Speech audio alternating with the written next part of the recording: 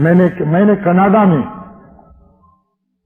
Waterloo ایک پاکستانی طالب علم وہاں پڑھ رہا ہے، لیکن کرسچین لڑکیوں سے ڈرتا تھا. مجھ کو لکھا میں کیا کروں، ہر وقت یہاں ننگی لڑکیاں ہیں اور ایم ایس ہو رہا ہوں، ماسٹر کی ڈگری لینے آیا ہوں. میں نے کہا تم پگڑی باندھ لو اور ہاتھ میں تسبیح لے لو. جب میں ابھی کینیڈا گیا تو اس کے سر پر پگڑی تھی، تو اس نے ہاتھ سے پگڑی باندھی. ارے ہم کو ریجیکٹڈ مال قرار دے دیا لڑکیوں نے. کہا یہ تو بالکل پادری ہو گیا ہے. اب یہ ایسا پادری ہے کہ میری بات کو ریکنڈیشن نہیں کر سکتا. یہ پادری کے معنی سمجھ گئے آپ، اس میں ری بھی ہے. تو میں نے کہا مبارک ہو تم کو، اس لیے کہتا ہوں کہ تسبیح ہاتھ میں لو اور موٹے دانے کی لو، تاکہ دور سے معلوم ہو ناقابل واپسی مال ہے. یہ اتنا زیادہ ملا ہو گیا ہے کہ اب یہ واپس ناقابل واپسی مال ہے. اور پگڑی اگر ہو سکے تو باندھو.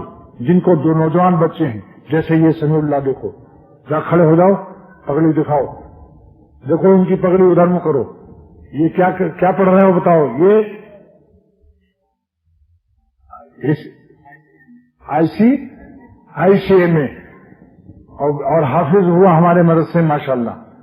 یعنی بی کام کیا کر لیا، بی کام کر لیا نا، بی کام بھی کر لیا. اور میرے بچے اسی مدرسے میں حافظ ہوئے ہیں. یہ دن بھر حفظ کرتے تھے اور تھوڑا سا وقت پارٹ ٹائم پڑھتے تھے.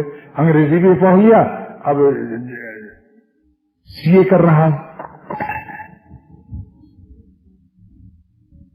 تو یہ چند باتیں بتا دی کہ یہ اس وقت دوستو بجائی کا موقع ہے.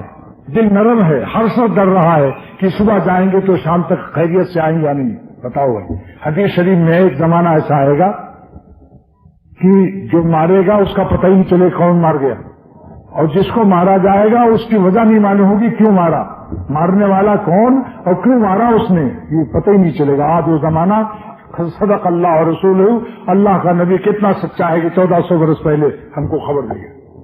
لہذا آج آپ لوگوں سے یہ وعدہ لیتا ہوں کہ آج سے آپ لوگ بجائی شروع کریں گے. کیوں بھائی؟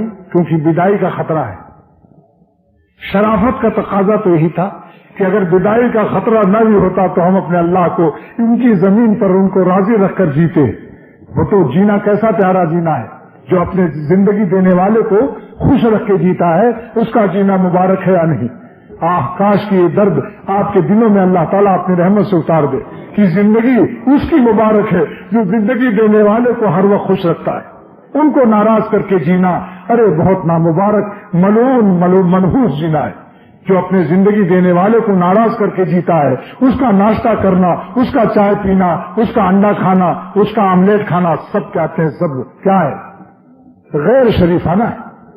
بتاؤ بھائی، ابا کو ناراض کر کے بیٹا کھائے تو آپ کہتے ہیں نمک حرام ہے، اور اللہ تعالیٰ کا رزق کھا کر ہم ان کے سر سے پیر تک اپنے کو ان کی مرضی کے مطابق نہ بنائیں تو ہم کیسے ہیں بتاؤ.